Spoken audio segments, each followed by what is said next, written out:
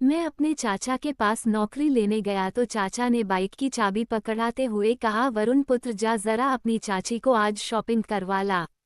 मैंने बाइक की चाबी पकड़ी और जी चाचा कहकर चल पड़ा। चाची भी हंसमुख थी। बाइक पर बैठी कमर में हाथ रखकर बोली, चल वरुण ले चल मुझे जहां मर्जी। मेरे होश उड़ गए। उस रात चाची ने मेरे साथ, उस समय मेरी उम्र 19 साल थी, लेकिन मेरा शरीर किसी हीरो से कम नहीं था।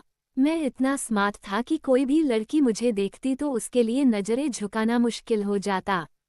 मैं 5'1" 2" लंबा लड़का था। मेरा शरीर भरा पूरा था और मेरे चेहरे पर हल्की दाढ़ी और मूछें थी। मैं 12वीं पास था, लेकिन इतना पढ़ा लिखा होने के बावजूद मुझे कोई काम नहीं मिल रहा था। इसलिए पापा ने कहा कि शहर जाकर मुझे काम नहीं मिल रहा था, इसलिए पापा ने कहा कि शहर जाकर कोई कम कर देगा। ये सुनकर मैं हैरान रह गया, क्योंकि आज तक मैंने अपने घर में उस चाचा के बारे में कुछ नहीं सुना था।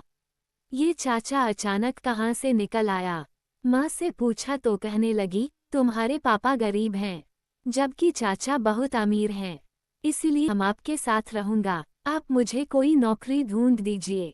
चाचा मेरी बात सुनकर हंस पड़ा और कहा, तू मेरा सगा भतीजा है, तुझे कहीं और जाकर नौकरी करने की क्या जरूरत है?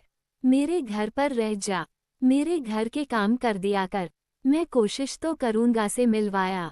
जब मैंने चाचा को बताया कि मैं उसका भतीजा हूँ, गांव से आया हूँ, तो वह बहुत खुश हुआ। मुझे गले से लगाकर कहने लगा, यार तेरा बाप मुझसे नाराज है।